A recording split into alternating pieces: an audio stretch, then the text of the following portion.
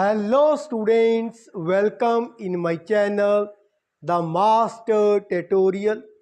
तो स्टूडेंट आइए न्यूमेरिकल देख लेते हैं। फर्स्ट न्यूमेरिकल क्या है? A body A of mass capital M moving eastward with a velocity small b collides with another identical body B moving northward with the same velocity। तो two identical bodies हैं, एक पूर्व की तरफ दूसरी उत्तर की तरफ जा रही हैं, उनके बीच में टक्कर हो जाती है। दोनों बॉडीज का जो मास है वो सेम है एंड वेलोसिटी भी क्या है, सेम है। ऑन कोलिजन जब टक्कर हो जाती है द टू बॉडीज कोलस मीन्स वो सम्मिलित हो जाती है एक दूसरे में और जो कैसे संगठित हो जाती हैं to form a single body C. अब दोनों से क्या है, एक ही बॉडी का निर्माण हो जाता है, एक बॉडी फॉर्म हो जाती है। ऑफ मास कितना है, जो न्यू बॉडी बनी है दैट इज 2m।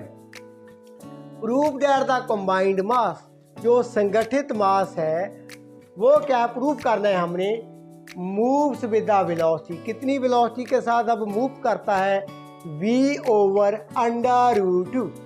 किस दिशा में, इन नॉर्थ ईस्ट डायरेक्शन। तो आइए सबसे पहले हम एक डायग्राम शो कर लेते हैं and after that we will be prove it. So student, ये रही body A moving towards east direction with velocity v। Mass कितना है, that is capital M। Identical body B, same mass. अब ये north की तरफ जा रही है विद वेलोसिटी v। जहां पर मान लेते हैं टक्कर हो जाती है, टक्कर के पश्चात न्यू बॉडी है जो दैट इज C। मास कितना है, 2m। ये कितना एंगल बनाती है या मूव करती है ईस्ट के साथ, डायरेक्शन के साथ, दैट इज थीटा। अब इसकी वेलोसिटी कितनी है, कैपिटल V हमने मान ली। तो सबसे पहले स्टूडेंट हम अप्लाई करते हैं law of conservation of momentum.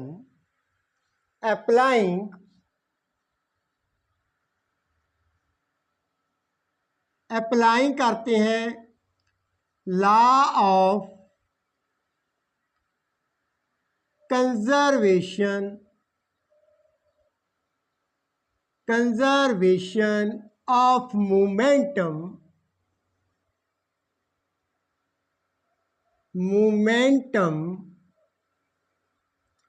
along west east direction, along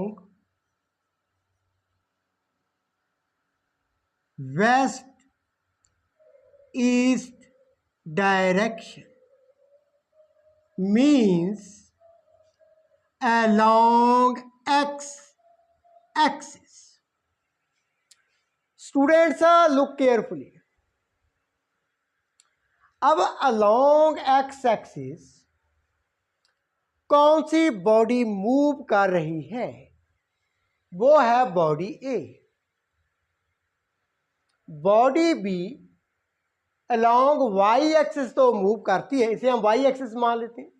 ये y एक्सिस है, ये x एक्सिस है, ये y axis.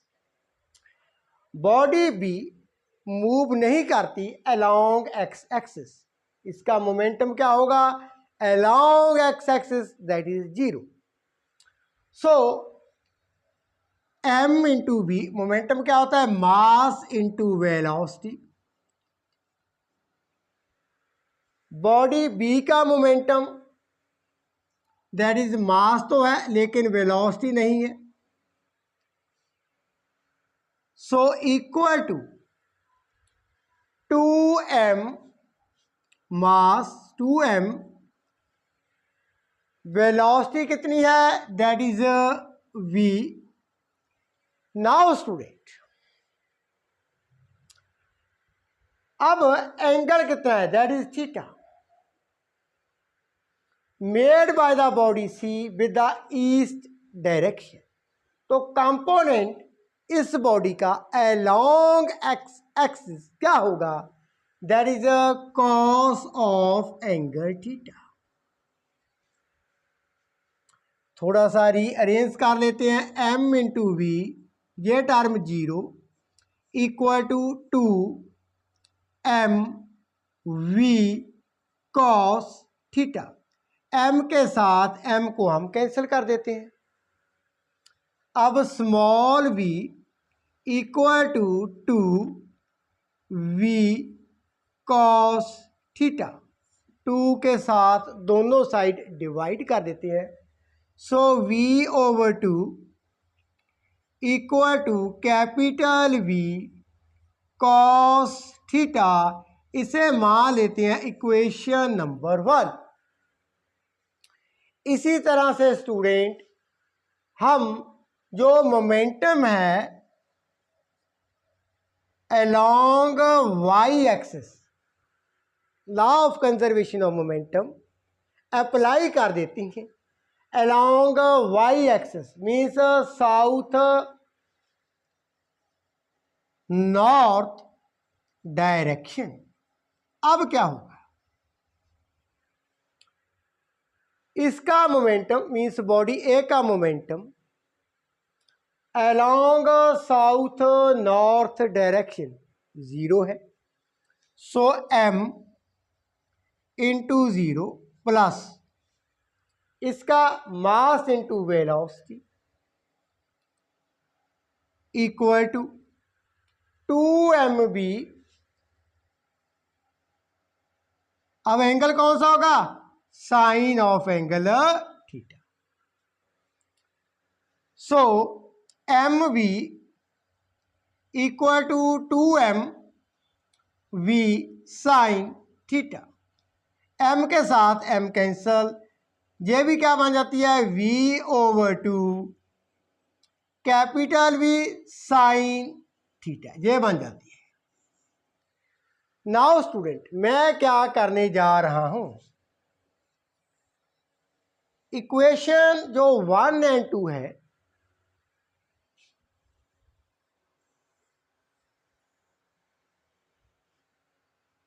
Adding and squaring equations कौन सी, 1 एंड 2। एडिंग भी कर देते हैं एंड स्क्वेयरिंग भी कर देते हैं। सो v ओवर 2 इसका स्क्वायर प्लस v ओवर 2 इसका square equal to v square cos square theta plus v square sine square theta. Taking v square मैं कॉमन निकाल लेता हूं। सो v स्क्वायर ये लिख लिया प्लस v ओवर 2 इसका स्क्वायर लिख लिया, दैट इज v स्क्वायर। अब in the bracket cos square theta plus sine square theta, ये 1 होता है, ये क्या होता है, ये 1 होता है। सो स्टूडेंट अब देखें यहां पर 2v स्क्वायर ओवर 4 ये बन जाता है 2v square over 4 equal to capital V square. Taking a square root both side ले लेंगे, लेकिन उससे पहले ये cancel. So v square over 2 equal to capital V square. Taking a square root on both side, so what we have, v square square root equal to v square over 2 इसका v square root, तो ये v equal to that is v over under root 2। ये हमने prove कर दिया। जो new body B थी कितनी वेलोसिटी के साथ जा रही है, v/√2। अब स्टूडेंट हमारे पास इसका सेकंड पार्ट है, हमने ये प्रूव करना है न्यू बॉडी जो फॉर्म हुई है वो नॉर्थ ईस्ट डायरेक्शन में मूव कर रही है।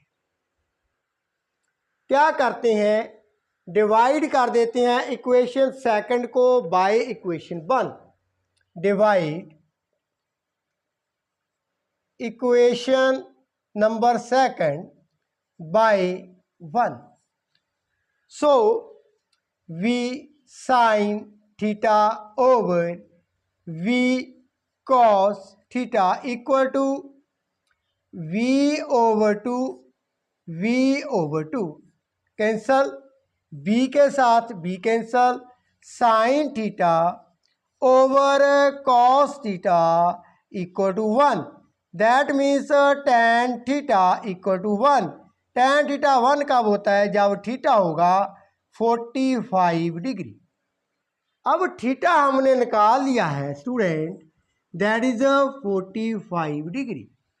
इससे क्या प्रूव होता है, न्यू बॉडी जो मूव कर रही है वो एंगल 0 से 90 के बीच बीच कर रही है। दैट मीन्स ईस्ट नॉर्थ जो फर्स्ट क्वाड्रेंट बन रहा है उसके बीच क्या है, इस तरफ मूव कर रही है। यही हमने प्रूव करना था। आइए स्टूडेंट और एक इम्पॉर्टेंट न्यूमेरिकल हम देख लेते हैं। So student in the next numerical statement में क्या दिया गया है, a ball is dropped from rest at a height of 12 metre. 12 metre height से एक बॉल जो रेस्ट पर थी उसे छोड़ दिया। If it losses 25% of its kinetic energy, ये अपनी गतिज ऊर्जा का 25% लॉस्ट कर देती है। कब, ऑन स्ट्राइकिंग द ग्राउंड, जब ये ग्राउंड को आकर हिट करती है। इसकी गतिज ऊर्जा में 25% की कमी हो जाती है। What is the height to which it bounces. अब हमने ये देखना है, जब ये ग्राउंड को हिट करती है तो जब उछल कर ये वापस जाती है ऊपर की दिशा में, ये कितनी ऊंचाई पर जा पाएगी। How do you count for the loss in kinetic energy. ये जो लॉस हुआ है इन काइनेटिक एनर्जी का वो क्यों हुआ है, उसके बारे में हम डिस्कस करेंगे। तो स्टूडेंट ये रही बॉल, इसे हमने 12 मीटर की हाइट से फ्रीली छोड़ दिया, ये ग्राउंड की तरफ आ रही है। अब फ्री फॉल है, जैसे जैसे बॉल ग्राउंड की तरफ आती है इसकी वेलोसिटी इंक्रीज होती जाती है। That means motion is accelerated. अब स्टूडेंट हम सबसे पहले ये देखेंगे, जब बॉल रेस्ट पर थी 12 मीटर की हाइट पर उसे छोड़ा, जब यह ग्राउंड को हिट करती है तब इसकी वेलोसिटी कितनी रही होगी। सबसे पहले इनिशियल वेलोसिटी यू मान लेते हैं, वो तो 0 है।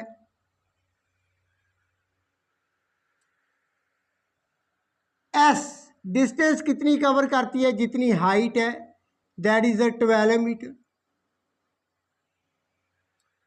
Acceleration equal to acceleration due to gravity 9.8 metre पर सेकंड स्क्वायर है।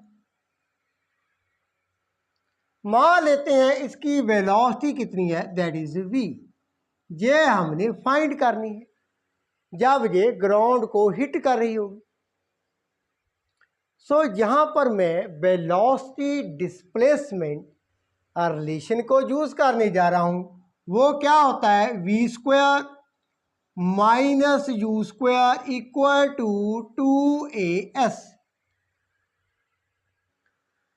अब वेलोसिटी का स्क्वायर माइनस जीरो का square equal to 2। Acceleration positive होगी, बाय बिकॉज नीचे को एक्ट करती है acceleration due to gravity, body भी उसी दिशा में आ रही है। सो 9.8 डिस्टेंस कितनी कवर किया, that is 12 metre. Taking the square root two 9.8 multiply by 12, तो this becomes near about 15.34 metre पर सेकेंड। अब बात करते हैं काइनेटिक एनर्जी की। Kinetic energy of the ball जब ये हिट करती है ग्राउंड को, kinetic energy of the ball जब ये ग्राउंड को टच करती है उस समय इसकी कितनी रही होगी काइनेटिक एनर्जी, दैट इज 1/2। अब मास मान लेते हैं जो बॉल है उसका मास कैपिटल एम, ये मान लिया 1/2 mv स्क्वायर। सो 1/2 मास अब वेलोसिटी का स्क्वायर दैट इज 15.34 इसका स्क्वायर। इसे हम सॉल्व कर लेते हैं।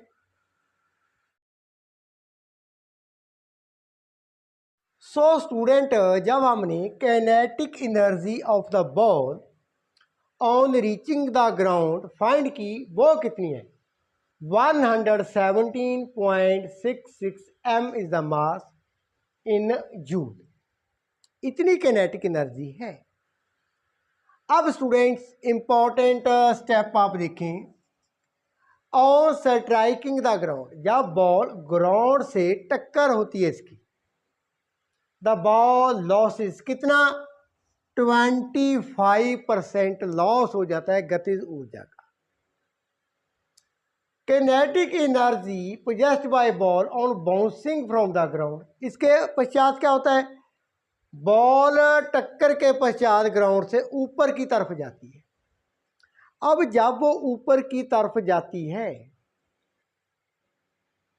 वो कितनी ऊर्जा के साथ जा रही होती है ऊपर की तरफ, इसका काइनेटिक एनर्जी का 25% तो लॉस हो चुका है, रिमेनिंग कितना बचा है, 75%।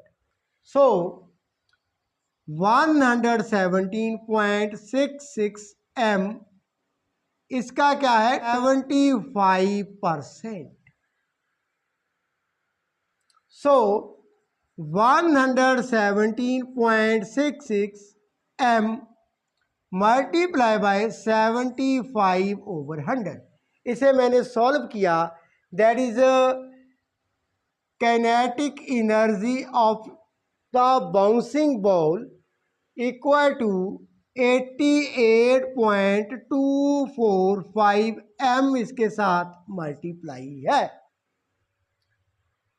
अब स्टूडेंट, ये तो काइनेटिक एनर्जी है ऑफ द बाउंसिंग बॉल, ऊपर की तरफ जब बॉल जाने लगती है।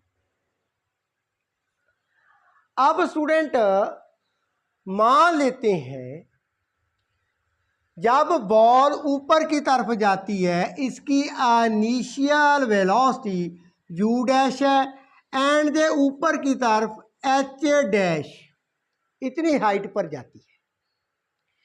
जब ये बाउंस होकर ऊपर की तरफ जाएगी, ग्रेविटी इसे नीचे की तरफ खींच रही है, बॉल ऊपर की तरफ जा रही है, तो कॉन्टिन्यूसली इसकी वेलोसिटी डिक्रीज होती जाती है and it becomes at rest after reaching a height h dash.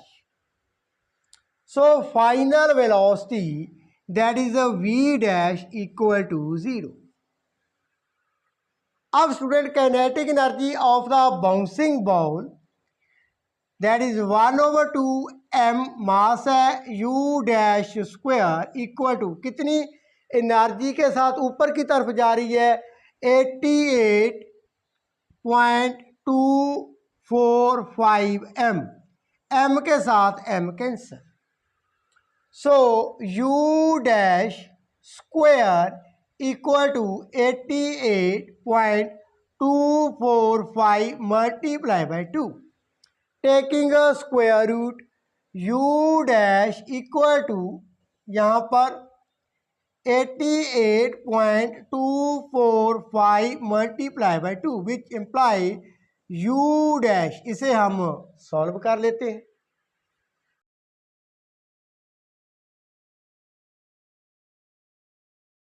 ये बनता है 13.285 मीटर पर सेकेंड, 13.285 मीटर पर सेकेंड। सो u डैश 13.285 मीटर पर सेकेंड। ये अब बाउंसिंग बॉल की, जो बॉल उछलकर ऊपर को जाती है, उसकी इनिशियल वेलोसिटी है। फाइनल वेलोसिटी कितनी है, 0 है। सो अगेन हम स्टूडेंट वेलोसिटी डिस्प्लेसमेंट रिलेशन को अप्लाई करते हैं एंड एच डैश को फाइंड कर लेते हैं। सो स्टूडेंट जब बॉल बाउंस होती है, इनिशियल वेलोसिटी कितनी फाइंड किया, 13.285 मीटर पर सेकेंड। नाउ स्टूडेंट बॉल ऊपर की तरफ, हम इसकी जो वेलोसिटी है वो नेगेटिव साइन के साथ रिप्रेजेंट करते हैं। नीचे को पॉजिटिव थी, ऊपर को क्या होगी, negative. Velocity is the vector quantity. Final velocity v dash that is 0, h dash हमने फाइंड करनी है। Acceleration equal negative g, why, because velocity is decreasing, acceleration due to gravity acting downward but ball is bouncing upward, opposite है। so negative 9.8 metre पर second square. Again velocity displacement relation को लगा देते हैं। वो क्या होता है, v dash square minus u dash square equal to 2 acceleration a यहाँ पर, एंड डिस्टेंस कितनी कवर की है, s, s means h dash. So v dash square minus u dash square equal to 2 multiply by negative g multiply by h dash. अब ये तो 0 है, 0 का स्क्वायर माइनस, अब माइनस 13.285 इसका square equal to 2 multiply by minus 9.8 multiply by H dash. Negative का square positive हो जाता है, आगे साइन नेगेटिव। सो नेगेटिव 13.285 इसका स्क्वायर ओवर -2 मल्टीप्लाई बाई 9.8, ये कैंसिल हो जाता है, इक्वल टू एच डैश। इसे मैंने सॉल्व करके देख लिया था। So H dash equal to 9 metre. तो बाउंसिंग के पश्चात बॉल ऊपर की तरफ कितना जाती है, 9 मीटर। छोड़ा कितनी ऊंचाई से था, 12 मीटर से। टक्कर के पश्चात कितना बाउंस होती है, 9 मीटर। अब स्टूडेंट्स हमसे आगे पूछा गया था, how do you account for the loss in kinetic energy. Kinetic energy गतिज ऊर्जा में लॉस क्यों हुआ। तो आंसर क्या है, जो ग्राउंड एंड बॉल के बीच में कोलिजन है, टक्कर है, it's not a perfectly elastic in nature. ये परफेक्टली इलास्टिक इन नेचर नहीं है। सो दैट्स वाई जो गतिज ऊर्जा में क्या हो जाता है, लॉस हो जाता है। Thank you so much students. If you have any questions, you can ask me in the comment section.